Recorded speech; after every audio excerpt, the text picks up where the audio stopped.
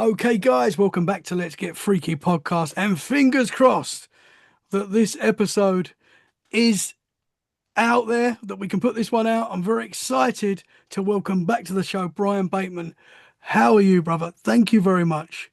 Uh, I'm I'm, doing great. I must explain why I'm saying what I just said. I hope this episode gets out there because we recorded last week and I've been doing this now for 3 years. And what happened last week's never happened before. We finished the episode, great conversation, and for whatever reason, it just was lost in the world of the internet. I don't know what happened. The internet just the episode just didn't upload.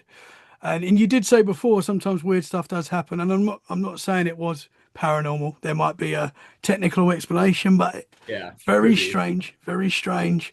So Definitely we're strange. we're doing it again. We're gonna have probably, hopefully, a better conversation. It was a great conversation. I was so heartbroken because I was like, I want to put this episode out, man, and I can't find it. It's nowhere to be found. But luckily, you've agreed to come back very quick, and we're gonna make it even better. Let's The do it. great thing is I've got a terrible memory, so I will have forgot a lot of what you said anyway. So I Okay. will. I Okay. will be hearing it and asking hopefully the same sort of questions. And as I said, it was a fantastic conversation, and I don't know if that's ever going to be back. But Brian, thank you so much for coming back, and hopefully this one is a go. And yeah, welcome back to the show, man. Thank you very much. I really appreciate it. All right.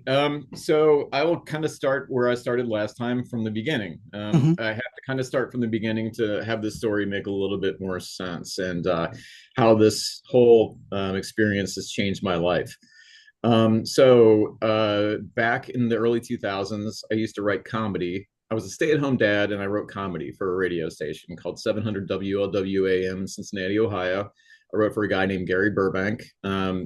But Gary actually ended up retiring in 2007. It was a perfect job for me because I'm a former musician, always been creative. And then when I got the comedy writing gig, it was just like I loved it. I had a passion for it. I thought of skits and things I could write just all night. I would get up at 3 in the morning, jot down ideas for skits, that kind of passion. So when Gary retired in 2007, I was kind of bummed because I didn't have a creative outlet anymore. And, not that I was, bummed being a stay-at-home dad. That was great. I was so happy to be in that opportunity to do that, because my wife's job took off. Mine just was stagnant. So we decided to keep me home to save, paying childcare and have, me raise the kids and while my wife was traveling most of the time. So the year of 2007, I got a four-leaf clover tattoo on my wrist Awesome. because I felt like I don't know why I chose a four-leaf clover. I'm not even really Irish. I have some Irish in my heritage, but it's mostly English. It's almost like all English. And most of my family came over from England in the 1600s, I found out, all from the greater London area, typically. Oh Um, wow, we're probably yeah, so related. We're probably related. it could be. So that's why I love the English so much. You all are so friendly over there, man. I'm like, I got to go to England. I love the people of England. They're so Come great. over, man. Come over.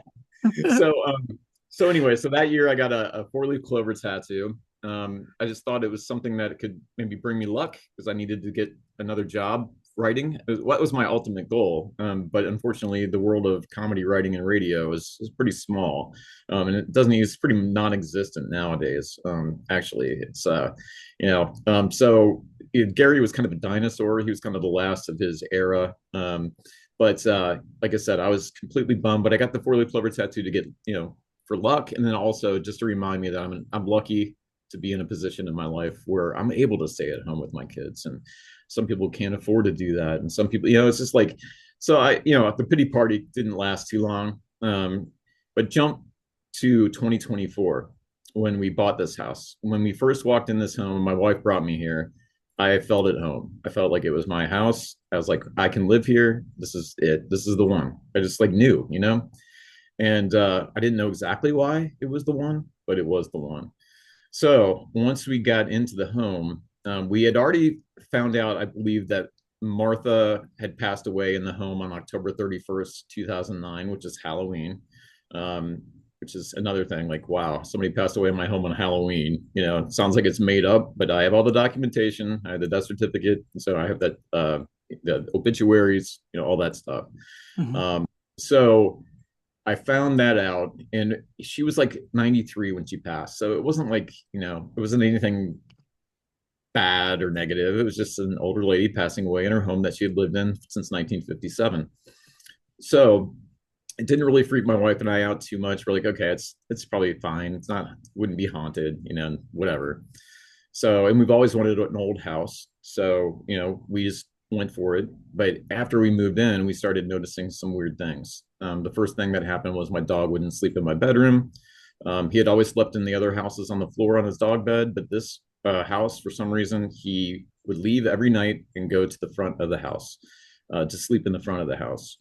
Um, so that was kind of the first clue that something was a little off in this house.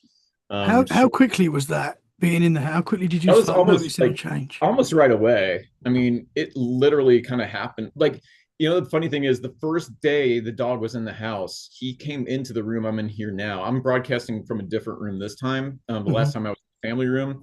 This is actually what we call Walt's room. Walt was the last resident to pass away in this home in 2023, and he actually passed away right where I'm sitting. This is exactly Whoa! yeah, so where I'm sitting right now, Walt's body was discovered February 3rd, 2023 in the bedroom by the neighbors. Wow, and that's So, not long ago either. no, Really? we moved That in February 4th, 2024. wow, that's wild. I don't know if you've said. Did you say where the house is based? Fort Worth, Texas. Okay, yes, yes, Yep. and a very cool place, and a Yes. place I've talked to a lot of people from Texas, and I think hauntings and paranormal activity is everywhere, but there does seem to be something about the Texas state where there's a lot going on, man. There's a lot of history and Yeah, a lot of quite wild history as well. We know the history of absolutely. Texas is absolutely wild, and I Yeah, guess that might add to the hauntings and maybe the energy that's there. it could be. Yeah, there's a big Comanche Indian history in my neighborhood in this territory, which Whoa. we found out about after we kind of moved in as well and started doing all this investigating with the paranormal team that came here. We've had the house investigated twice since we've been here, and both investigations were pretty active. So, but yeah, so the curtains also were pulled back in our bathroom. That was another thing that happened relatively fast after we had moved in, like somebody was peering out of the window. And then a dog bowl, a little plastic dog bowl. My wife was working in the kitchen one day, and the dog bowl started wobbling on its own and spun really fast. At the end when it kind of wobbles and then spins and then Yeah. stops. And then she kind of turned around thinking maybe she kicked it, but it was farther away. It was like farther away from her where she couldn't reach it even with her foot or, I mean, it was like when Yeah. that happened, she called me in and was really kind of like startled. So we tried to figure out if she kicked it and all that kind of stuff. And no, I mean, it did it on its own. She wasn't even close to enough to where she could even affect it. So that Man. happened, which was pretty wild. But With the curtains, was that because I do remember some of it's coming back to me now. Was that when your wife was walking home and she saw yes, someone opening the she was curtains? out in the backyard. Yeah. So she was in the backyard and she was walking back towards the house from the backyard and she noticed that the window, the curtain was open, like somebody was looking out at her. Whoa! And no one else was in the house. No, there was nobody in the bathroom. The doors to the bathroom were closed. Yeah, there was no AC on that day. There was no wind that day. When I That is vacuumed, I even wild. I even took the vacuum in there to try to vacuum to see if the vacuum blew the curtains a little bit. Yeah, I couldn't replicate it no matter what I did. And so um, Man. and then a couple weeks later, three other curtains were both all pulled back about the same amount as well. Yeah, so but I'm going to talk about the big thing that I found. So once I kind of moved into the house and we started having some things happen, I became literally obsessed with researching the house. I just, I don't know, I felt this connection to this house and I just felt just compelled to find out as much as I could about the history for some reason. Like I wanted to know everybody who lived here. So doing that, I joined like a newspapers.com archive. I joined ancestry.com. You pay for those sites, but it was like a great resource to actually just pop in your address, and then you can find out articles about things that had possibly happened in your house in the past. That's when I found out that 5 people had passed away here. The first death was in 1914, and the last death was in 2023. The most significant one, though, was Harold Monroe. He was a former writer for the New York Times. He passed away in my home March 17th, 1977, which in America is St. Patrick's Day. I got a four-leaf clover tattoo in Whoa. 2007. Yeah, I'm a former comedy writer who it was at a point in my life when we moved here that didn't know what the hell I was going to do. My kids are all grown. I was a stay-at-home dad for 20 years, so it's just like, I didn't have any. I could go get a job anywhere, I guess, but I wanted to do something that I was good at and had a passion for, but I just didn't know how to get back into that realm. You know what I mean? Hmm. So after I discovered that Harold had passed away here, he was a former writer, I immediately felt connected to him. Like he's basically brought me here, and then it was my kind of job to figure out why he brought me here. And then once I figured that out, that's what resulted in a 318-page horror novel that's historical fiction. So we made it, we based a lot of it on the true stories of the house and the street, which I'll talk about. Hmm. um, but then we made it fiction, so the author chose to take it to the really, really scary route. I mean, like I said, if there were things in this book that were happening in my home, I wouldn't be talking to you right now, man, because I wouldn't live here. So Absolutely. yeah, so she did a really good job with the book and everything, but the connection to Harold was a really interesting one for sure. Yeah, man. It's so I mean, it wild got that you got that tattoo, Mark, and you yeah. didn't really, as you say, you've got more of a connection to like English and Mhm. the St. Patrick's sign that you got there, pretty much that connection. That's Yeah, so weird that you got that before you knew yeah, about the history of the house. yes, yeah, and That's knowing that, wild. yeah, and so once I found that out, I became even more obsessed. I was spending hours a day, every day, even on going on vacations. I was doing archive searches. I was contacting family members from ancestry.com who might be related to people who passed away here, which I actually found one. I found a relation to a former Civil War soldier who died here in 1914. And I just talked to him on the phone a few weeks back. He lives in Seattle, Washington, and he's like 80 years old, and he's writing like a memoir with Civil War letters that he has, and actually Alicia was mentioned in the Civil War letters, and he's actually related to Alicia. So it was pretty wild to be able to connect to an actual relative of his. Yeah. Um, Did he live at the house? Did he visit the house? the guy that from Seattle, Yeah. Did he ever no, go to the house? Okay. nope, nope. So I just kind of filled him in on what we were experiencing here, and then he kind of filled me in on Alicia and what he knew about him. He's looking for a picture for me too. I'd love to have a picture of the guy to hang in my house. I think that would be amazing. Hmm. So but yeah, so once I started doing more research, then I discovered that, yeah, there was the first death, January 18th, 1914, was Elisha Morford, former Union soldier for the 68th Infantry, Indiana, Company C. He passed away, like I said, January 18th, 1914, most likely in our bedroom, from what we have kind of figured out of where he might have lived in the house. So that was the first documented death that we found. I have the death certificate, I have the obituary, like I have documentation for everything I'm telling you. So, like, I literally have saved all the newspaper archives and articles, and so I have everything. So the second death that we found out about was actually in on December 26th, 1919. Her name was Anna Lubbock Kennedy. Anna Lubbock Kennedy was the daughter of Thomas Saltus Lubbock, who was you've ever heard of Lubbock, Texas? Yep. Lubbock, Texas. The town Lubbock, Texas is named after her father. He was, Wow. yeah, he was a big deal in Texas history for the Texas Revolution, for Texas independence against Mexico. He helped, establish the Republic of Texas, with fighting Santa Anna and the Mexican Army.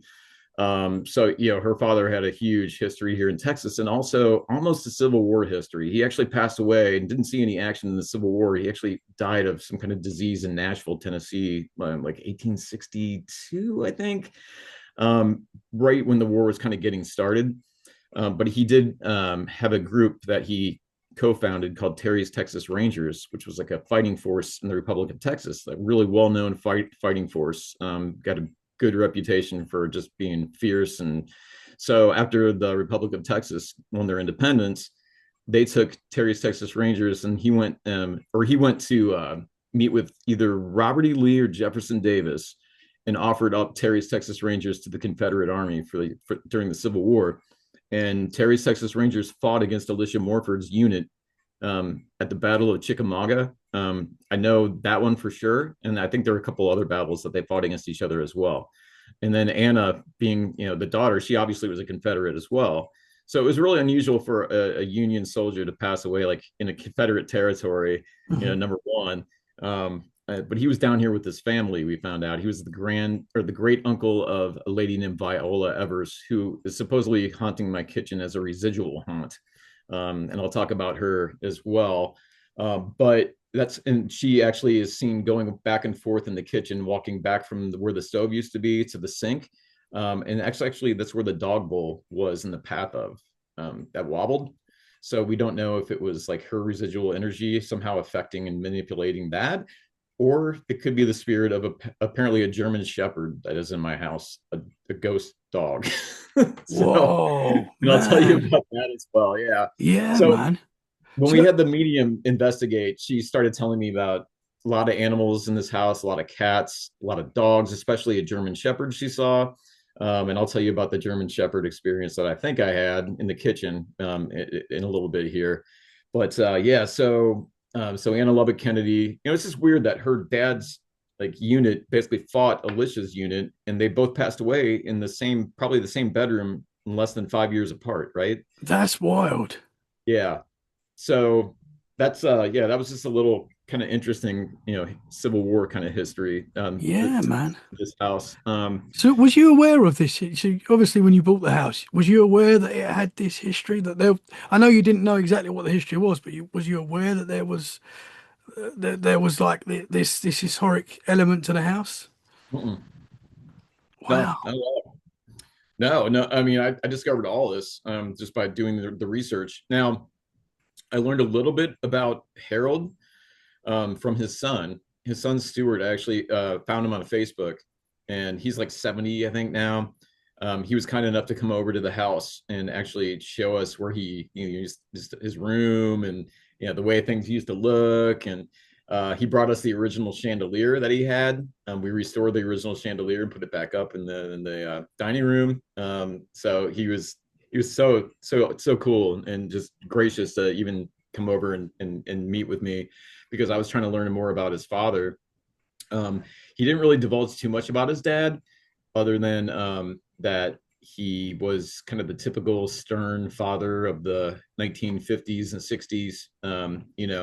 Uh, so I guess he wasn't all like warm and fuzzy and lovey. But so the crazy thing about the Harold Monroe thing too is I found out that when I was doing my research, his real name was Prince Carlisle, and he was born in Massachusetts under the name Prince Carlisle. He was married. He had 3 children. He actually grew up in around Fall River, Massachusetts. Fall River, Massachusetts is where he got his first writing job for the Fall River News. And he actually recalled seeing Lizzie Borden. I don't know if you are familiar with the Lizzie Borden case. He actually saw Lizzie Borden as an older woman walking down the street, being taunted by children, doing a Lizzie Borden took an axe and gave her mother 40 wax chant. Oh, well, Uh, for anyone that doesn't know, can you tell us what the Lizzie Borden case was? Okay, Uh, so anybody that's not familiar with the Lizzie Borden case, it's a case here in America where a daughter uh, took an axe and supposedly the daughter did it. She actually was, I think, not found not guilty, but they pretty much think she did it. But yeah, so her father, back in the late 1800s, I believe, she killed her father with an axe and then killed her mother with an axe. And it was like a huge trial, nationwide trial here in America. It's a pretty famous case. So yeah, you can look up the Lizzie Borden case. It's pretty interesting. But and not to say that we have obviously any Lizzie Borden history in the house, but it's just kind of wild to think that the guy that passed away in my family room, saw Lizzie Borden with his own eyes. It's just Hmm. really, really kind of wild to think about that. So Yeah. he also worked for the New York Times, and in 1939 he broke a story that DuPont invented nylon. Apparently, from what I understand, he didn't have permission. It was from a source that he knew. DuPont was supposed to break the story, but he broke it before they did, and I don't know if they took too kindly to that. And but the weird thing is, after that story broke, then he went missing for 3 years. So yeah, then I have the article that when he was missing, and then when they found him in Texas, and he changed his name to Harold Monroe. So he left his Whoa. wife and his three kids when they lived in New Jersey, and he was working for the Times. And he moved out. He ended up working for the Denver Post in the San Francisco Chronicle, and then ended up in Fort Worth writing for the Fort Worth Star Telegram. And it had a column called "It's Only Money" with Harold Monroe that he wrote. It was a daily column. Wrote it for like 20 years. So he was kind of a known entity around here in the Fort Worth area, because that's when people actually used to read newspapers. You know Yeah. what I mean? But yeah, so to me, it's like the question is, and I don't want to ask his son these kind of questions. That's so personal. It's just like I don't want to get into the personal thing with that, because I don't know what happened with him and his wife and his other family. But obviously, if you pick up and just abandon your family, I mean, it's pretty intense, man. So I Hmm. don't know if he was like being threatened by DuPont, and that's why he changed his name. I don't know. This is all the kind of stuff that we're still investigating to try to Hmm. find out. It sounds Um, like it could be. I don't know if yeah. it's So, pretty. but yeah, so that's kind of the Herald thing. And then let's see. Then his wife Martha was the one who ended up passing away October 31st, 2009. And then there was a guy named Walt Julian who moved in after Harold died in like 84, I believe. And Walt and Martha were together. They never got married. They were just kind of like boyfriend and girlfriend.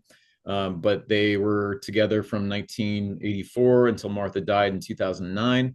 Martha actually left the house to Walt in the will, saying that he didn't have to pay rent because the house was paid off. So he lived here rent free until he passed away, which I think also caused some friction with the family and Walt. You know what I mean? Because I think they wanted to sell this house, Hmm. uh, but unfortunately the house started falling into disrepair. So when they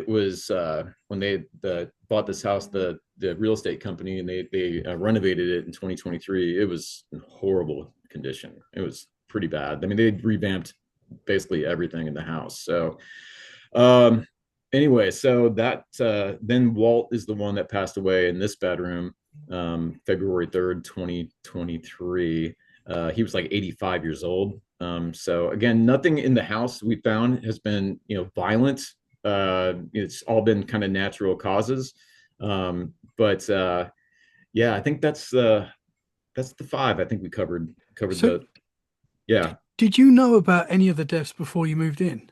And I don't Just know. I don't know if they have to tell you. I'm not sure if how it works. so unless there's like am I allowed to say murder? You might have to bleep that out for TikTok. That's cool, But man. unless there's like a murder or something, I don't think they have to tell you of natural deaths in a home, right? I think that if they know there was a murder, then they have to tell you that. I think that would be the law. So not to say that, we did know that Martha had passed. We found that out before we moved here by just doing a search of the address and stuff, and it ended up pulling up her like obituary. So we did know again about her, but she was like 93. So we weren't totally freaked out about it. We're like, yeah, she was old. She died in her house. It's, no big deal. But once we moved in, that's when we started having things happen. Then I started again finding out about, Alicia and Anna, and then Harold, and then, of course, Martha, and then Walt. So those are the five people that have passed here. We think that Harold's still here. We think he's the one that's responsible in helping guide me doing this whole thing with the book. It's really bizarre. Hmm. Like I said, I wrote comedy. I don't know how to write books. I had no clue how to write a book. But I was so compelled to have this thing finished that I found an author friend of mine who I hadn't talked to in 30 years, and basically pitched her an idea. And she laughed at me and said, "I hate scary stuff." So that I kept hounding her and said, "No, you don't understand. You have to write this. You have to write it." And she ended up agreeing, and it's been her Wow. best. It's been her best-selling book. Yeah, she sold more of this book in 2 weeks than she sold all of her other books combined. So it's Wow, man. yeah, yeah, it feels good, man, because the independent, I guess the independent author game is very competitive, very, just challenging. So it was just great to see that we actually had a lot of positive feedback and response right out of the gate. The books being compared to like The Conjuring, The Shining, Haunting at Hill House, Poltergeist. Um, Wow. yeah, so it's So she really went for somebody that was scared of ghosts and stuff. She like went way out of her comfort zone and went like some of the stuff she put in the book. I almost said no, we're not going to put that in. But then I'm like, well, we're talking about it, so maybe we should put it in. yeah, for sure. Because if I'm talking about it, then other people will probably talk about that part as well, right? Absolutely. So Yeah, possibly a yeah. movie in the works in the future. Yes. I have 5 books planned and I have a screenplay planned. I have all this stuff planned. Like, and I'm so like, now I'm so focused on, spreading the word about this story in the book that, because I think when people hear the true story behind the book, it's really unique. Hmm.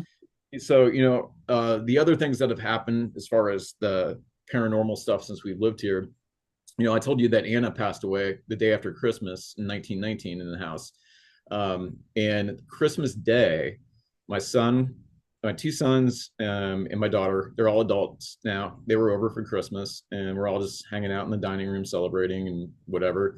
My son, when he walked in the house, he had a plastic water bottle, like just a drinking water bottle, and he placed it on the coffee table. When he was getting ready to leave, his water bottle was turned upside down. It was on its cap. It still had water in it, and it was like balanced on its cap. And he kind of looked at it, shook his head, and was like, who did that? And my wife saw it, and she's like, wait, what? Who did that? And so I thought immediately, like my other son, who was maybe playing a little prank because he knew we were experiencing stuff. So I went to all of them and I said, look, I am documenting all of this stuff. So if you did this, I'm not going to be mad, but tell me now, okay? Because I'm going to put this out there. And if it's not true and I find out, I'm going to be so pissed. And if they told me, I literally would contact you back and say, look, my son did it. You know what I mean? I would like tell you, I'd be like, he finally fessed up. But I put them through the ringer and they know when I'm serious because like I joke around all the time and I'm never serious. So when I'm serious, they know and they like were like, Dad, we didn't do it. We didn't, we didn't do it. And Wow. yeah, so that like an object physically being turned like upside down when we were all there too, right? We're all in the house. So I don't know when it happened. I don't know why it happened. I don't know how it happened. And But it was on the day of a passing in the house, which is strange as well, you day know? before, the day before. She Okay. passed away December 26th. This happened on December 25th. I'm not saying Okay. that's related, but it's something weird that happened that's close to something that actually happened in the house, right? Yeah. Yeah. That was definitely, one of those that was really bizarre. Also, I had an experience where I heard somebody whisper hi to me. My dog heard it also. We were in our the TV room, which is in the front of the house. In the front of the house is where we've had the 2 deaths, where Harold and Martha both passed away. So one day I'm in the TV room on the couch in the corner. My dog's on the other side of the couch with her head kind of hung over the side. And all of a sudden she does this little bark, like a little woof, and jumps down and then goes out of the room. And I was like, okay. So I started calling her back in. I'm like, Molly, come on, come back. I grabbed my phone and started recording it because it was really weird. So I'm like, I'm going to document this. So I was trying to get her calling her back in. She would not come back in the room. She's never, ever since not gone back into that room. She'd never before that had a problem going into that room. It was just that day. For some reason, she had a problem with that room. So the crazy thing is later on, she finally goes back into the room. I'm back in the room again. We're in the exact same spot. And that's when we both heard somebody say, hi. And she looked at the same spot that she barked at earlier. And I looked at the exact same spot that she looked at when she heard the hi. We both heard it. And then we both looked at the exact same place where it came from. and it was inside the house. It was like inside where that spot where she barked at. And actually, when we first had an investigator in here, a paranormal investigator, and a lady named Julie from a podcast called Haunted AF here in Texas, Julie was here, and they both sensed this weird energy in almost that exact same spot when they first came. And the high I heard a few months ago. So, and they were here like in November or something like that. So, it had been a really long time, when they felt that, energy. And then when I heard the high, I just thought that was, and then again, we have the two documented deaths in that part of the house as well. So I don't know if it's related to that. I don't know if it's Harold. I Mhm. don't know if it's Walt. I don't know.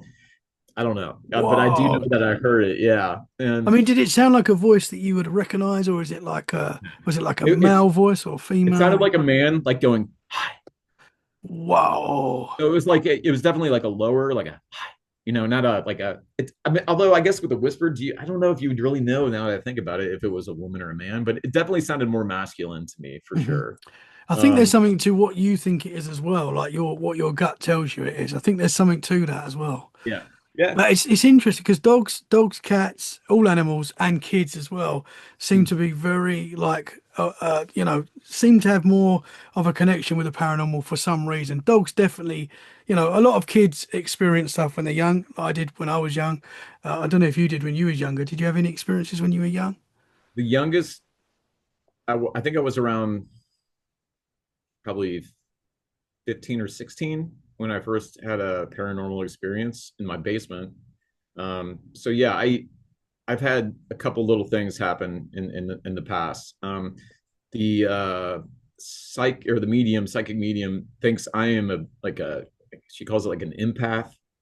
Hmm. She thinks I have like a sensitivity to this stuff. I don't know if I do or not, man, but I do know that I've definitely heard some things and I've felt some things in this house that, I don't know, maybe I am part of this. Maybe I am somebody that attracts this. I don't know.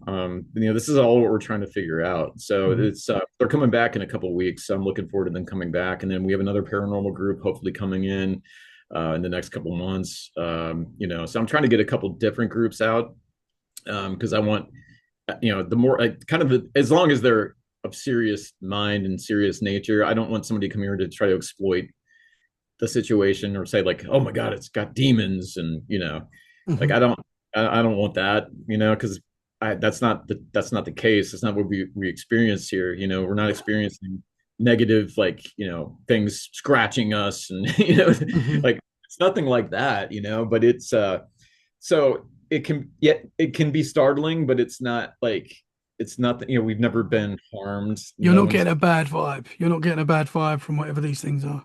Not really. No, Hmm. no, not at all. I actually feel like I like actually kind of like sometimes having them around. You know what I mean? Like it's Hmm. almost like I feel like they're like kind of looking out for me, especially Harold. I feel like Harold kind of like Interesting. taking me under his wing and saying, "Get back out there, man. Create. This is what you need to do." And he's Yeah. kind of helping me do it. So yeah. Then I'll tell you about let's see, I got the whisper. The other thing was the dog. Okay, so I told you earlier my dog won't sleep in my bedroom. He will sleep in my bedroom, but it has to be in my bed. So we'll stay in the bed, but not on the floor. So yeah, we have a dog in the bed now, which I don't like, but whatever. He at least like doesn't walk around 3 o'clock in the morning in the wood floor, and you can hear him. So yeah, because that got old really fast. We actually tried to lock him in the room. We tried to shut the door so he couldn't get out, and then he'd scratch on the door to get out. Like yeah, so it was like he just wanted out so bad, and I'm like, what? Why is he want out of here? This is so weird. So, but the night that I heard the dog was, so my dog was in the bed. My other dog, Molly, was in her cage in my room. She stays in a cage, lock cage, because she was a rescue and she was always in a crate. And I think she feels safe in there. So we Hmm. just keep her in her crate. She likes it. So whatever. But yeah, so she has no choice. She's locked in there, right? But so I'm in the kitchen. I'm going to turn on the porch light for the night. And as I'm turning around and walking back to the bedroom, I hear nails of a dog walking behind me on the wood floor. Like, you know that sound. It's such a distinct sound. And I immediately turned around and there was nothing there. And so I don't even know what I was thinking. I was thinking my dog somehow jumped off the bed and like snuck past me in the kitchen and got behind me. I wasn't thinking logically, obviously, because you're shocked. You're kind of stunned at that time. So I kind of rushed to the bedroom because I thought my dog got off the bed somehow and was maybe hurt, because it's a pretty long drop for he's a dachshund. So, they got their little small legs and, they're not good at jumping off that furniture. They can hurt their backs, so, but when I ran in, looked at the bed, he was sound asleep on the bed and my other dog was in their cage. And I called my wife Whoa. I called my wife immediately and I'm like, I just heard a dog behind me in the kitchen. And interestingly enough, the medium was the one that told us that we have a German Shepherd in this house. I've also felt the presence of an animal going up against my bed twice since I've lived here, like where you feel a dog pressing up on the side of your bed, like he's ready for breakfast. I felt that twice, like so real that it felt like a dog. I thought it was my dog again, got off the bed and somehow was up against the bed. So I reach over and there's my dog on the bed sleeping. And I woke my wife up and I'm like, I felt a dog on the side of the bed. So Man. yeah, it's crazy, man. It's like it's pretty wild. And So didn't you say before so that the your dog when you moved into the house, your dog's character changed a little bit. It yes. was doing things that it was an older dog, right? And it was doing things out of character that you weren't expecting. Yeah, the first day we brought our dog into the house, it was actually in this room. He went to we had the closet opened and he went in to the closet and then he started crying. And then he left the room. And that was like I was like, okay, that's kind of weird. So that was but that's before he stopped. Like he did sleep in the room. I think it was a few nights, and then that's when he started not sleeping in the room. So it's almost like he just knew something was in there. Um, Mhm. in the bedroom too, we've actually caught on two separate investigations whispers of someone saying "hey," not "hi," "hey." So I post all this too on the Instagram and TikTok and all that stuff. So people can see. It takes a while because once these people come and investigate, they have to go through all the tape and the evidence, and they have to look, and it takes hours and hours. Like Mhm. I could never be a ghost investigator because I have ADHD, man. So I'm like, I'm out like after 30 seconds. I'm like, if I don't hear anything, I'm like, dude, I'm done. So that's why I love having the people that we found come in because they love it. They love, I honestly, I don't really enjoy the ghost hunting. Mhm. I don't know, man. It's just, I'm not patient enough for that stuff. Right. Yeah. So, but luckily the group I found, like they do have a passion. They investigate all over the country.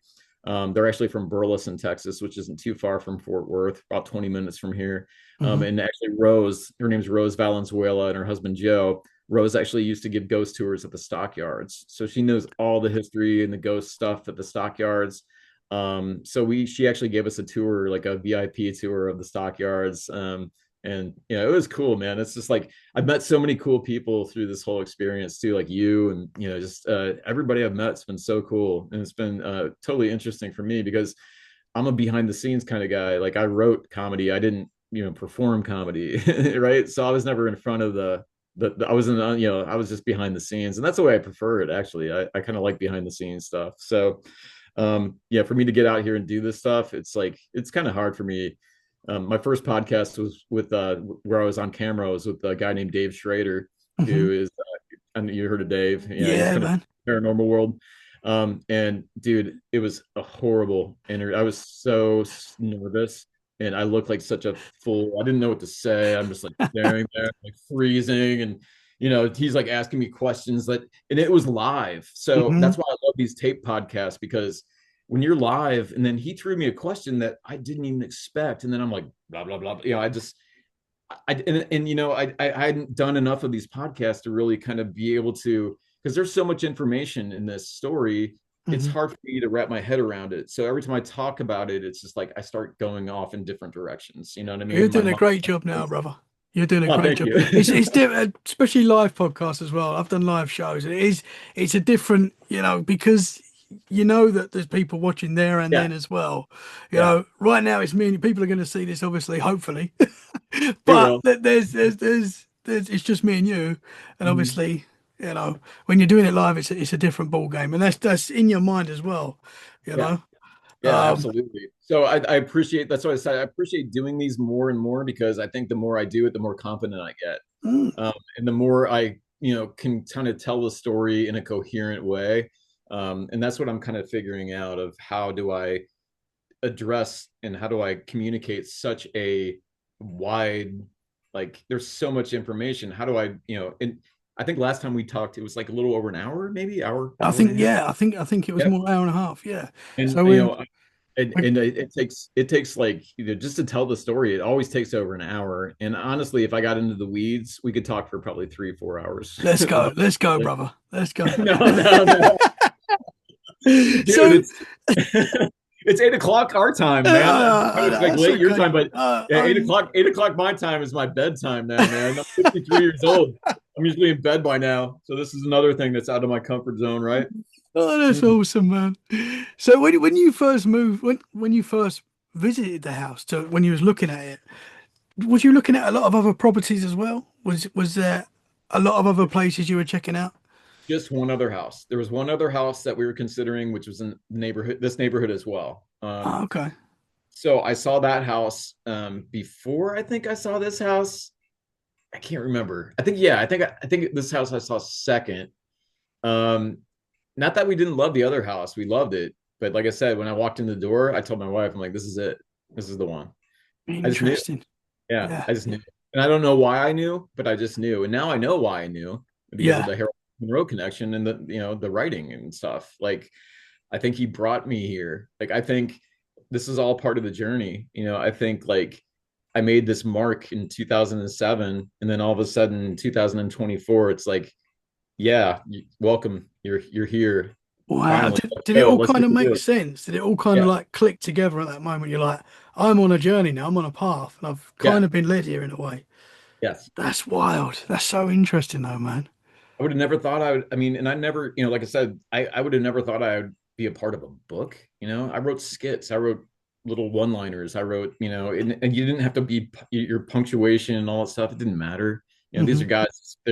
They go in there, they read the script, and so it's like none of that mattered. And then when you get into the book world, you got the chapters and you got the prologue and you got the all this stuff, and so that's why when I found Jen, I was so happy because I'm like, okay, I got somebody that, and she like basically didn't even really charge me any money. I'm like, Jen, I'm like, I don't have any money. I'm like, I'm not rich. We're I'll pay doing this you for what love. I can. Yeah. I'll pay you what I can. She's like, cool. And I said, I will give you half from here on out, no matter what. And she's like, you don't have to do that. I'm like, I will do it because, I feel like you are a huge part of this. And no matter what. So every month I'll give her half, whatever it is that I make. And I'm That's cool, man. yeah, because she's such an important part of this. And also I want her to write the second and third and fourth and Yeah. fifth book. So the idea is like the idea of the whole book is your concept, and then Jen is writing it in full. Is that right? Yep. Yeah. So I came up with the concept and then I pitched it to Jen. And then finally, we didn't even really have a story. We kind of just made it up as we went along. It was kind of like writing it as I was researching and as things were happening in our home. One crazy thing that happened. So the book is about a guy who used to be a former comedy writer in Cincinnati, Ohio, named Ryan O'Connor, and he moved to Fort Worth, Texas, and actually ended up in discovering his house was haunted. And he found out that a former writer had passed away in his house on March That's 17th, literally 1970. a true story. And so the manuscript that my character finds is a manuscript about Lizzie Borden, a story that somebody was writing about Lizzie Borden. But then all of a sudden, I started looking into other stuff, and that's when I started finding out about the stuff at the house. So the book's really close to the reality of the Mhm. situation. But then she just took it to the level of like Conjuring and Shining, and just took it Wow. to the extreme. So like I said, for somebody that was scared of writing horror, she just went for it, and she went way out of her comfort zone, way out of the box, like I'll try to send her like clips of my house and stuff that happens, and she'll be, "Don't send me this." She's like, "I don't want to see this. It's scary." Like you wrote this Well, book. Like you wrote the book that she wrote stuff in this book that, like I said, I wouldn't live in this house if this stuff was real in the book, right? I mean, so yeah, but we didn't have enough of the true story to actually write a book, really. So I think in the future we may do a book about the true story behind the book if the book mhm. actually becomes successful. You So know, we should say the name of the book. It's called Ghostwriter it's House. called Ghostwriter. Yeah, it's just called Oh, Ghostwriter. oh, By Ghostwriter.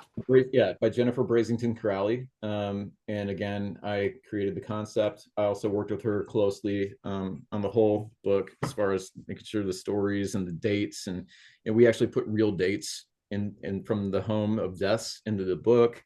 So we try to bring in as much reality as we could, Hmm. but obviously it's like a 318 page book, so we had to obviously make up a lot more Yeah, to that's actually have a novel, right? that's all. So That's what the movies do. Like the true story movies that we see, yeah, they're snippets of truth in them, but then they do obviously elaborate on stuff, just to yeah, like The make it more Conjuring. cinema. Yeah, like Yeah, I mean, you exactly. go to the Conjuring house, you're not going to see freaking a demon chasing you down the hallway, man. It's just like, I'm sure it's definitely haunted and all that stuff, but yeah, the reality of the situation is definitely not the movies, man. It's definitely not the Hmm. movies. Yeah. So, and then like I said, if it was the movies in this house, I wouldn't live here. I wouldn't be talking to you right now. I'd be the So hell out of here. I got to ask you what you experienced when you were 15. You said that was the first time you'd had in the basement, you'd had a Yeah. paranormal experience. What happened, man? So, I used to be a drummer. Um, and in the basement is where I rehearse and my band rehearse. And it was at my parents' home. And one day I'm down in the basement and I'm just walking down there. And all of a sudden I hear a ding, like something hit the metal pole in the basement. It was my drum key, the drum key that you use to tighten the lugs to tune. It flew in the air and hit a metal pole and fell on the ground.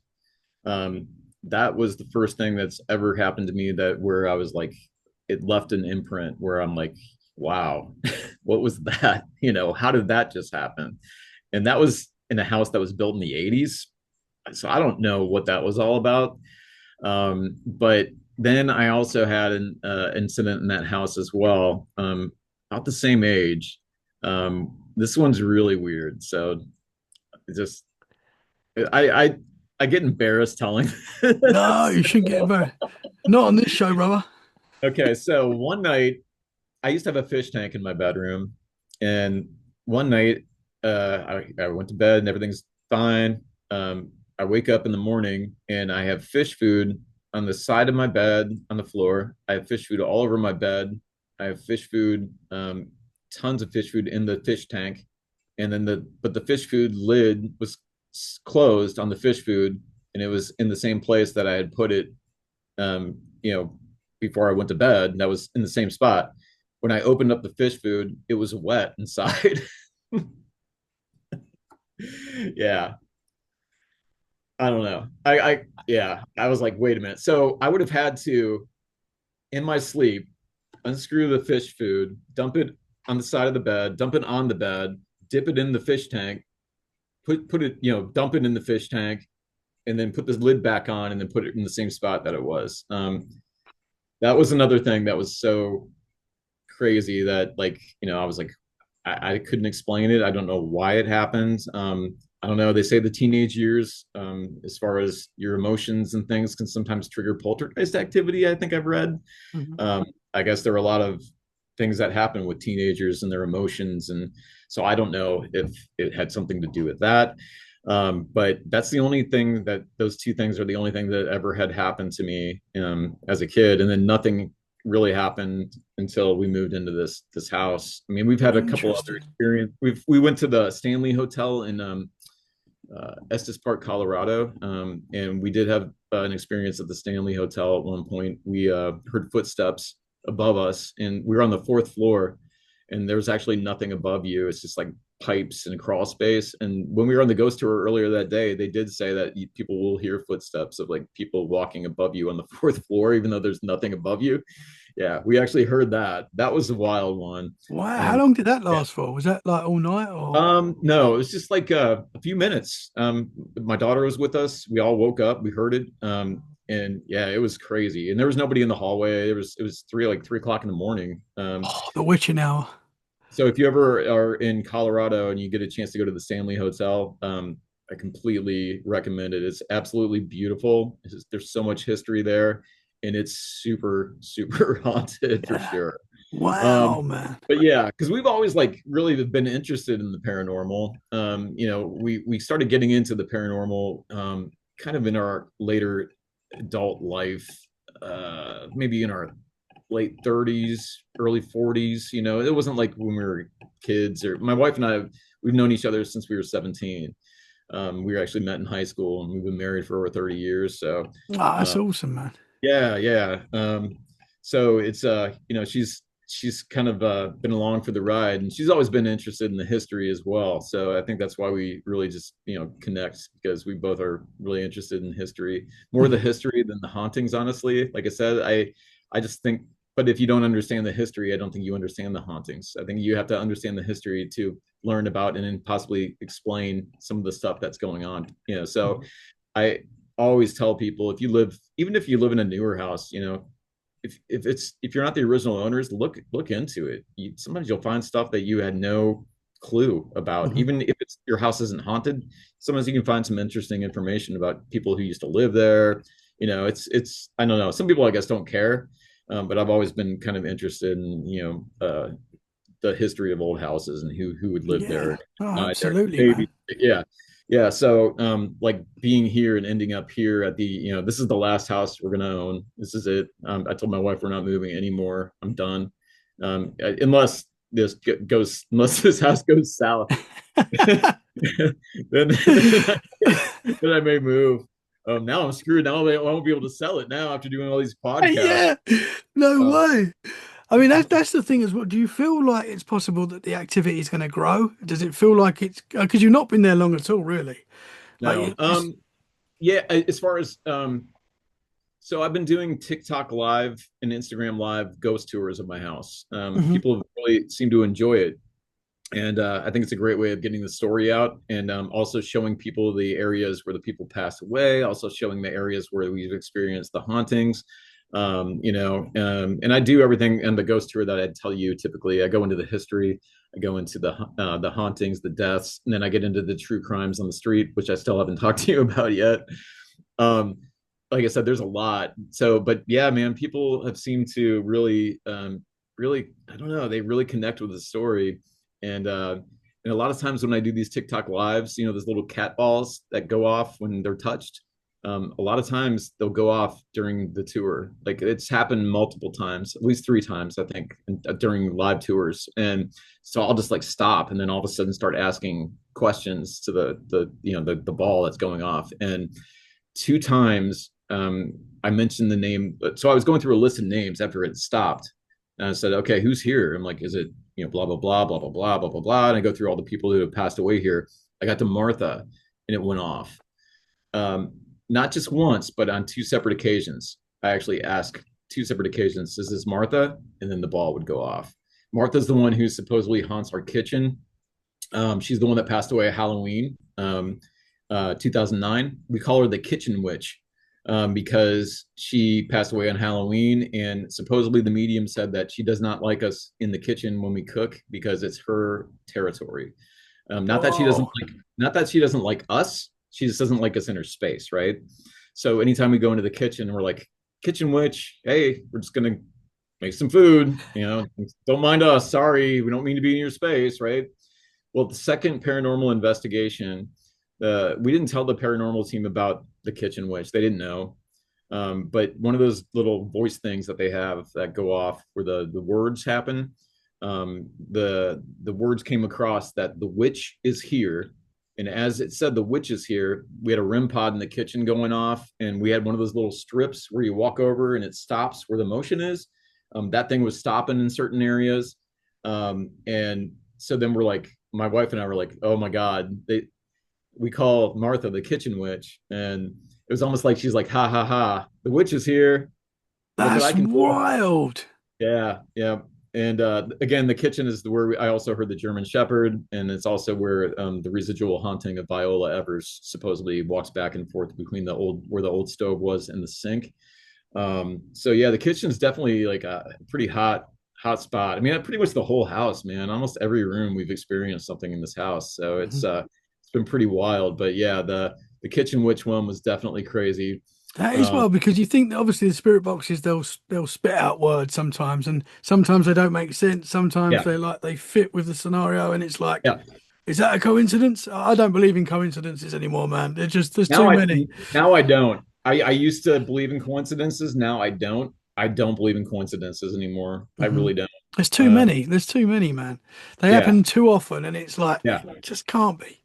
You just have to be aware of the coincidences, right? So before, like, I think my mind wasn't in tune to open my mind to actually look for those things, look for those signs. But now that I think my mind is open to that, it's like I can see it everywhere now. Like Absolutely. I pick up on certain things and certain Hmm. signs, so yeah, this experience has definitely opened my mind more than I had an open mind. I never had a closed mind. I don't know what happens when we die. No one does. We don't know until we finally do. You can speculate, but I definitely believe there's something after this for sure. I mean, I'm pretty much positive there's something after this because we're experiencing something that's happening that's not Hmm. you know what I mean? It's like, what is it? Yeah, I don't know what it would be other than something that's paranormal. So but the reason that I actually ended up believing the medium, I didn't trust the medium at all at first. When she first came, I'm like, medium, she's just gonna spurt out a bunch of stuff and it's not gonna make any sense. And she could be like, oh, I see a blah blah blah, and I'll have no idea. So I didn't really give her a chance the first investigation. I was cool with her coming because the ghost people worked with her prior and they swore by her because she had, I guess, nailed some stuff with them in the past. Um, so I'm like, yeah, bring her. That's cool. Um, and then because the first investigation, she also said that we have something called an elemental in the family room. An elemental is apparently a spirit of like nature or something that never existed in human form, from what I understand. wow, that's weird that the clock went off when you said that. Oh, oh, I got chills. It's Yeah, in the that clock's actually background. from the late 1800s. It's from Germany. It's a cool old clock. Oh, that is Mhm. a cool clock. Mhm. Oh, man, but as you said about the elementals, it went boom, and I Yeah, went, oh. yeah. Sorry, So man. elementals, yeah. When and I had no idea what the hell an elemental was. I'm like, wait, what is? I'm like, whatever. I'm like, yeah, okay, yeah. So basically, she told me too that she thought the elemental was the one that was responsible for turning over the water bottle, because she said this thing is like to play pranks Yeah, like the and tricksters. Yeah. devious, like yeah, the trickster kind of thing. Hmm. Um, and I know in Indian culture, there's like told you, there's a big Comanche Indian history here. I think I know in Indian culture they used to call them like the little people or something like that. There is actually, Yes. Yeah. yeah. So there is actually a name for that in their culture. So we are actually Dave Schrader's people are going to come out eventually and bring it. They're actually going to bring like a Native American, they said, with them to the house to kind of delve into the whole elemental Native American history of this neighborhood, which may be possible for why there's so much tragedy in this neighborhood, because of maybe the land. They always say the land might be cursed because this was Comanche territory and the settlers came in, and so the Comanches used to attack the settlers. They used to raid their homes. They used to kidnap the kids, the wife, whatever, kill them. Comanches were pretty brutal. Um, Absolutely. and that's why the Texas Rangers existed, because the Texas Rangers came about because they were basically a group that was protecting the settlers. So they would basically fight the Indians, on behalf of the Yeah. settlers. I Yeah, don't, so I don't know if you remember last time I told you I was reading a book. I forgot the name of the book when we was that's talking right. last time, We were talking about but Comanche it's last time. it's this one. This is the book I'm Empire of the reading Summer right Moon. now. Yeah, so that's in is that in Oklahoma? I think it's set in like Texas, I believe, but it's all over. Like the Comanches are Okay, all, okay. right. Is that and that's Comanche? Those are Yeah, Comanche? man. Yeah, Yeah. man. Incredible book. And Pirate of the Um, Summer Moon is a movie, I think, too, right? I think they might have made a movie from it. Yeah, I but think they did make a movie. I knew the history was wild, but I'm halfway through this, and it is Interesting. brutal. Incredible Yeah, book, man. yeah. Highly recommend as well. Yeah, yeah. Comanches were definitely one of the most fierce tribes out of all of the tribes. They were Hmm. definitely feared for sure. So I'll start kind of delving into that. As the people come here and kind of educate me on that stuff. I'm like right now, I don't really focus on the elemental. It's interesting though because the little people, it's like there's a lot of different names for these things. But as you Yeah. say, in Native American culture, little people is a term they use. You've got like the Pukwudgies, fairies, pixies, whatever you want to call these things, and they're Mhm. like they're very similar, whatever these beings are. But they've always come with this trickster, things like spinning the water bottle and stuff like that Yeah. are linked with these elements. So interesting, man. And that's what I mean, she was competent. It was the elemental that did it. So I'm Hmm. like, Yeah. all right, well, and okay, so the story about me believing the medium was happening during the second investigation. So during the second investigation, we're all back in our bathroom, my main bathroom off of our bedroom. And so the medium's back there, I'm back there, my wife's back there, and Rose from the paranormal team is back there. And Joe, I believe, was doing something else around the house, setting up equipment or monitoring equipment or something. But so we're all back there, and the medium all of a sudden says, I keep getting the name Doreen, and she's really sick. It's really bad. She has heart issues. Um, she's horribly sick, blah, blah, blah. And we're like, okay, we did know that there was a lady who had actually lived in that room. Before it was a bathroom, it was called a sleeping porch. It was actually a bedroom. It's got a bunch of windows in it. And because back in the day before air conditioning, they would just open the windows up and get the nice 100-degree breeze and the 100-degree Texas breeze at night. You know, yeah, it's not much cooling going on down here in the summertime, man. I'll tell you that. But anyway, they had to do what they had to do. So they would open the windows back there. But so she had lived back there after Martha had passed away.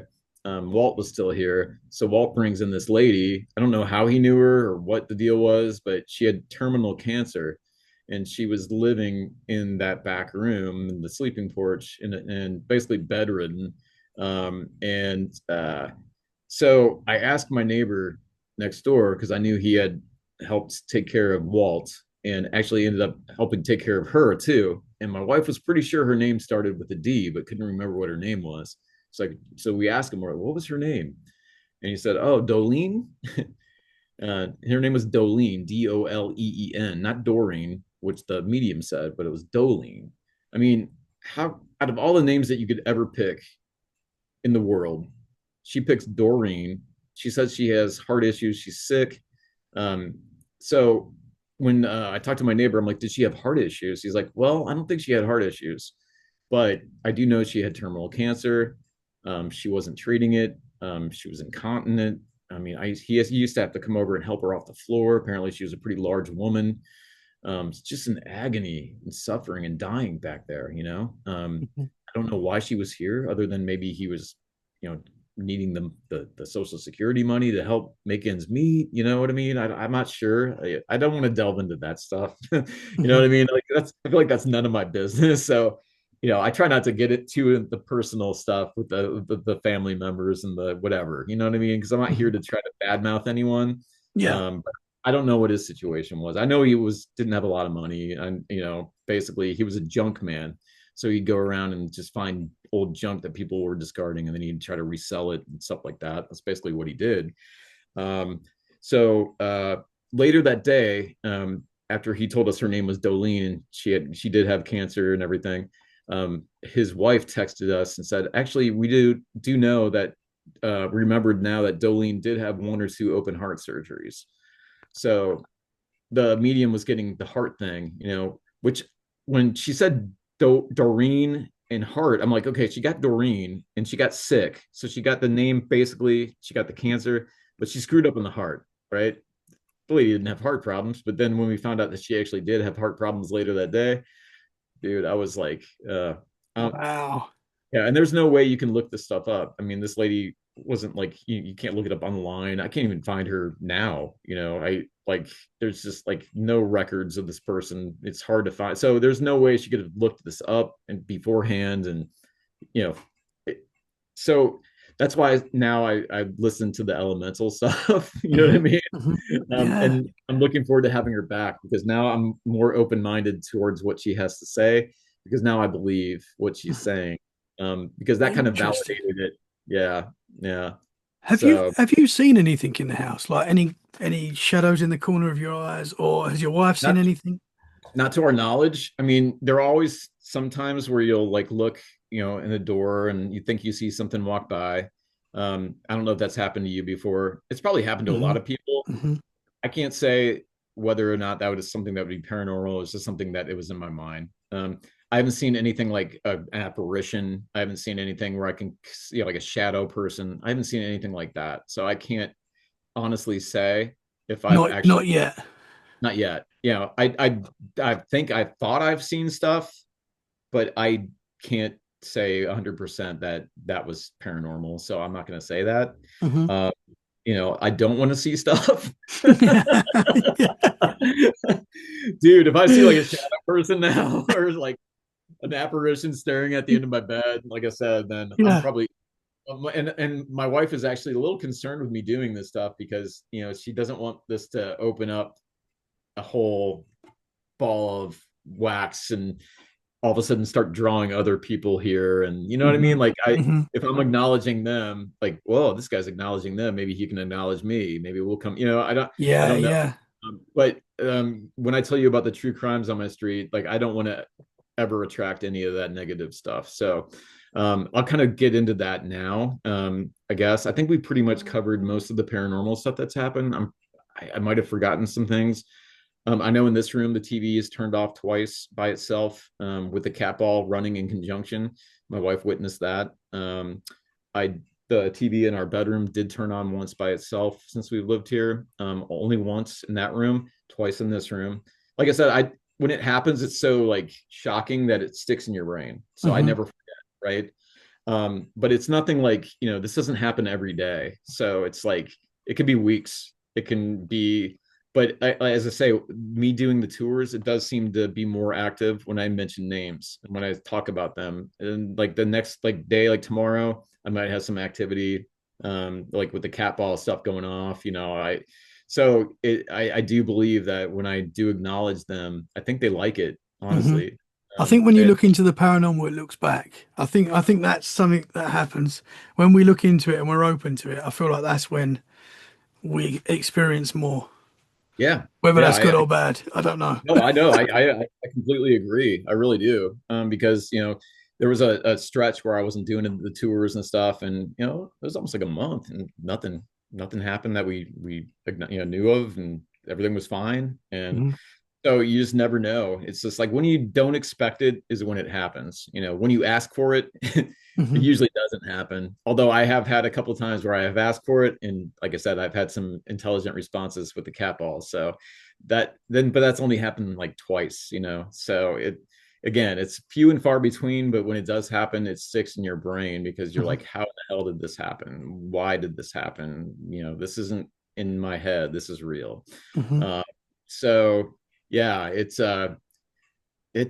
pretty wild, man. It's still kind of hard for me sometimes to wrap my head around this. Like, when you really just think about it. I try not to think about it. You know what I'm saying? I Because know when what you you really mean. think about it, Absolutely. Yeah. It it can can make probably you, freak you out. yeah, Yeah, 100%, man. yeah. 100%. See, So, oh, go ahead. no, I was You going have a to say, question? so you mentioned the history of the area as well, not just the Yes. house. It's got quite a dark history, is that right? Yeah. So when I was doing all the research to try to find out who lived here, and then I found out who died here, I also started running into other things that happened on my street. Just by putting in my address, I used to just put the street name and then I do a search, right? And the newspaper archive, you can actually break it down from year, like 1900 to 1910, 1910 to 1920. So you can kind of go into certain periods of time to try to find those articles from those certain periods of time. But when I started coming across certain articles, like I was like, oh my, what? Oh my God. So 2 doors down from us in 1998, a grandson, 18-year-old grandson, was living with his dad and his grandmother at the grandma's house. Apparently, was getting kicked out of the house or something. His grandma had had enough. I think he was stealing from her. I think there were drugs involved. But he didn't take too kindly to that and decided to unalive his grandmother with his bare hands. When they went into the room that he had actually lived in, I guess they found satanic symbols that he had drawn. They never really said whether or not he was worshiping Satan. I don't know. I'm not going to really get into. I don't want to know, Mm, honestly. I do absolutely. know that he's spending probably his life in prison. This happened in 1998. Um, but yeah, so that was 2 doors down. Whoa. And then in 1999, a few houses down from that house, across the street, which is like on the corner of my block, um, a couple in their late 60s was unalived. Somebody busted in the back door and bludgeoned them to death, beat them to death again with their hands, I believe. Yeah, and that case happened, I think, around 30 years ago now, and it's still unsolved. It's an unsolved crime here in Fort Worth. Um, in 2020, on the block down from that, on my street, um, a 4-year-old girl was unalived by her mother. Her mother said that she had heard voices that said that if she didn't unalive her daughter, worse things were going to happen to her. I don't know what would be worse than that. Maybe she thought she was going to be tortured or something like that, but she was hearing voices to tell her that unalive her daughter. So she took a knife and slit her throat and put her in a trash can and called 911 and said her daughter was missing. When the police arrived, she went ahead and fessed up and said, no, she's not missing. And they found her in the trash can.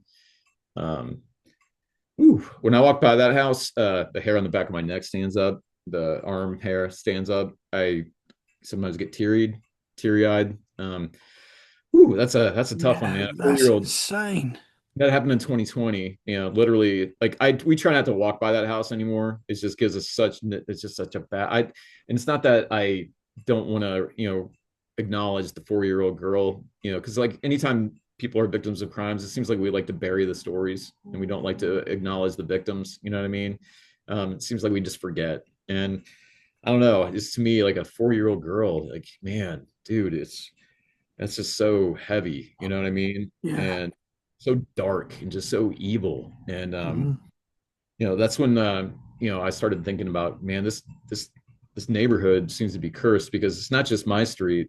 Um, there's streets behind me where there have been murder suicides. There have been like just flat out murders. There's a history of satanic worship in the neighborhood, I found out back in the late 90s, early 2000s. That's when a lot of that stuff was going on. A lot of gangs activity. Actually, on a couple streets over, a guy took a brick and killed his mother in the street. And then a year later, another relative from that family was out in front of the house in their car and was shot in the head. And then they lit the car on fire. And yeah, and this is the stuff I've kind of found out, and this is not even probably scratching the surface of the other stuff that's happened in this neighborhood, man. Like I found out some other stuff too that like is just so tragic and crazy. And yeah, but Whoa. so when I found this stuff out, again, I'm like, wow, this is a horror novel. This is a movie. This is, so the true stories we just took, and we only knew what we knew from the paper archives, but then Jennifer went crazy and took it to the extreme, right? So, but that's again, that the book is based off of true stories and real events. That I have all documentation of. I have all the newspaper articles. I have all the obituaries. I have everything to back all of this up. And so again, that's kind of taking us back to why is this neighborhood so bad? Like, why Yeah. is history so bad here. Like That's some dark history there, man. it is. And it's not And like some that of it, today. It's not yeah. like that today, I will say. The girl in 2020, that's very recent. And Hmm. but again, her mother was mentally ill. It kind of fell through the cracks in the system. The girl probably should have been taken out of the home. It's probably one of those deals. And it's just a sad situation all around. I'm not necessarily blaming the mother if she was mentally ill and she was hearing voices. I mean, again, it's just a bad situation that girl was even in that position to begin with. She shouldn't have been in that house, right? I mean, and Absolutely. I think there were warning signs, before that, a lot of warning signs, and just the system failed, and failed her, and so. But also in 1914, we had another tragic event tied to this house. A kid named Ray Roberts was out hunting. He took his gun, went out hunting, squirrel hunting with his buddies, two of his buddies. They went across the street to the railroad tracks. We live right by the railroad tracks here. And because Fort Worth has a huge history of Texas, actually, for that matter, railroad, big railroad history. So that train used to be called the Frisco Yards, and it's like it's been running since like I think the late 1800s. It used to be the steam train, and then but he was on a boxcar in 1914, and his gun accidentally went off, and it shot him in the head, and he fell off the boxcar to the ground. He was still alive and lived for about 30 minutes, but his buddies who were with him ran to my house, and I have the article. They rented my house, and the servant who used to live in the back house, we used to have a back house on this property that's no longer there. It was torn down because it just fell apart. I wish I had it, man. I wish we still had it. I would restore it. But anyway, that's gone. But so that's where the servant had lived, and he called the ambulance, for the kid from my house in 1914. So obviously that would have been a very traumatic experience for those kids, running here. And yeah. And then in 1923, right around my house as well, there's a huge explosion and fire. It destroyed a few houses and damaged several houses right around mine. My house wasn't damaged, but a couple doors down, there was a house that was damaged. Some destroyed a few doors down from that. I have pictures like of the article and some of the houses that had been damaged. I can't really see which ones they are because like it's hard to see with the old archive, newspaper archive from 1914. But it's the whole article talks about the fire and the explosion. I don't think anyone was killed in that, thank goodness. But again, another tragedy, and those are the only things I know about. There could be a lot more that happened on the street that I haven't even found out about yet. You know what I Mhm. mean? Wow, So man. Do you know yeah, what the so land's built on? Do you know if what was there before? Do you know what was there before the houses were built? before the houses were built, it would have been just like settlers, people in cabins, and Hmm. I was talking about the Comanche history. Hmm. It would have been about like people like settling in certain just locations sporadically around this area. Now Hmm. downtown Fort Worth and the city of Fort Worth was, still it was there. Because we lived literally like 2 miles from downtown.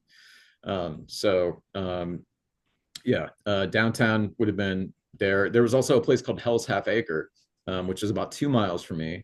Hell's Half Acre was actually like one of the wildest places in the country for people that were actually on cattle drives out west. They would stop in Fort Worth at Hell's Half Acre, and there were brothels and bars and saloons or whatever. A lot of violence, a lot of killing, a lot of just a lot of bad stuff that actually happened pretty close to where I live. Not to say that that's impacting anything, but yeah, there's just been a lot of violence, man. Just a lot of violence and Hmm. bloodshed in this Yeah. just in this immediate area, not just from the Indian stuff, but from the murders. Hmm. Hmm. So um, yeah. So I think that's pretty much, I think it covered. Oh, okay. No. So in 2017, I also found out on the next door, right behind me, if you open those curtains, there's a fence to a backyard. In 2017, the guy that lived there went into his backyard and took a gun and unalived himself in the head. Oh Uh, man. Yeah, yep. And my neighbors bought that house in 2017. They actually knew that had happened. They bought it anyway, and they gutted it, and the backyard now is all completely different. They have a pool and everything, but we know the exact spot where he was. Like, it's pretty wild, man. Because like Walt, the guy who lived here, was really good friends with him. His name was Sam. Sam was a veteran, a military guy, and he apparently had a lot of issues with pain and stuff. And he was on like the oxycodone, oxy. I think he was on like the oxys and stuff like that. And I guess they cut him off, and he couldn't bear the pain anymore. And one day just decided to go out in the backyard and end it right there. And that again was 2017, so not too long ago. And then on the other side of us next door in 1911, we found out a girl named Irene Lauterbach passed away of typhoid fever, and she was 16 years old. So yeah, it's like I said, and I have more stuff too. I can tell you, Man, like I haven't even like delved into a lot of the stuff that I could, but wow, it's so yeah. interesting, man. It's so interesting. And what I find about the whole of the US history is it's not very old at all. I mean, even you're talking about the Comanches and stuff like that. It wasn't Mhm. really that long ago, No, no, 1800s. It's not 1800. it's Yeah, not that long ago at all. not. It's No. wild, man. Yeah, yeah, yeah. So Fascinating. I mean, all of this, is what ended up, you know, in this. But I'm definitely getting that book. I 100%. appreciate it. Yeah, because I'm trying to raise money because next year we're going to apply for a historical marker from the state of Texas to designate this house as a historic property. Actually, when they do that, they'll come out. There's a ceremony. The state people from the state of Texas come out, dedicate the house. We'll have one of those plaques, with the story about. We're going to actually. It's going to be called the Kennedy Monroe House, in honor of Anna Lubbock Kennedy, and also in honor of Harold Monroe. Oh, Two awesome. Yeah, two people in this area who obviously had some influence and some definite Texas connections in history. So we thought Awesome, that man. would be a good, those two people would be good people to tell about the history of who had lived here in this house. And of course, on the plaque, you're not going to talk about the hauntings and stuff, but it's that's my goal, is to get that historic plaque. And those things are like $3,000, dude. So I'm like, everything I'm making on this book and it's going to go back into this whole project, whether it's That's that from awesome. or whether it's I already have the second book outlined. I just have to convince Jen to write it. She's actually writing one of her own books right now for herself, which is great. So I mean, this book just came out in March. We actually released it March 17th in honor of Harold, because he died on March 17th. The Kindle edition is $3.17 for March 17th. So yeah, we did a couple little things to kind of honor Harold at the release. And man, I think I've pretty much covered most of everything. That's so cool, man. I love history like a lot of people do.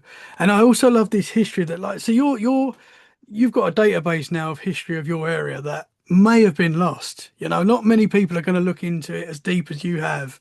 No, And that's gone in a couple of decades, that's gone. I know like we've got like libraries and things like that that keep this information, but a lot of the time this stuff just goes and it's so important that we keep this history and yes. and what you're doing is absolutely brilliant, man. I think it's so cool because it would be forgotten and it's not going to be forgotten now, and that's what's so special.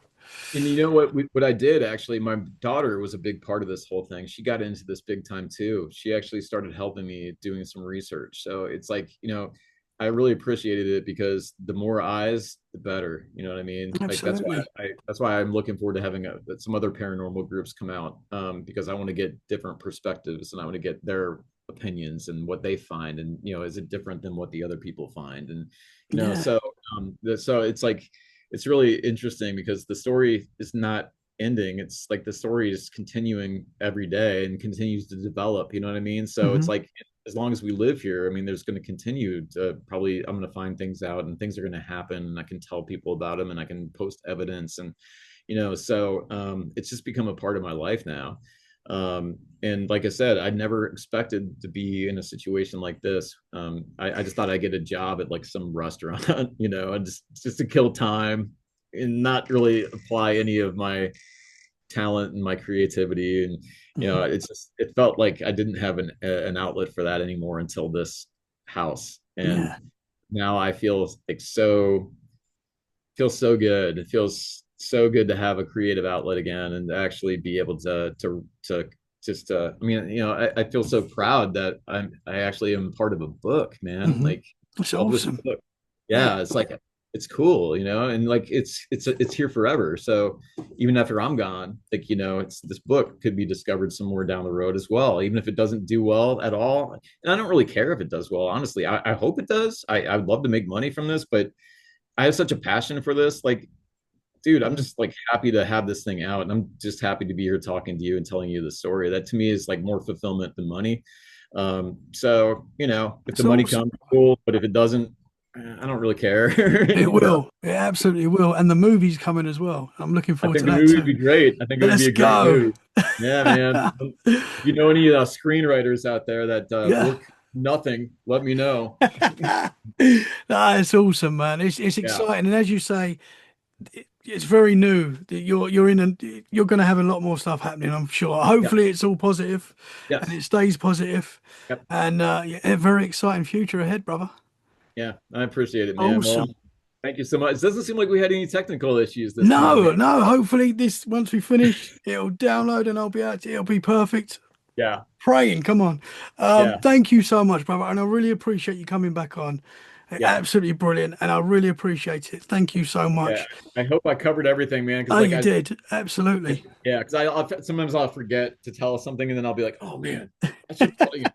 But I think I Well, covered it all. you're I always think I, welcome back. You're always welcome yeah, back, yeah. brother. I definitely will keep Always. in touch and we'll definitely hook up again for sure in the future, man. Because like I said, it's an ongoing saga. Hmm. So yeah, if people want to check out the Instagram, they can check that out. If they want to check out the TikTok, they can check it out.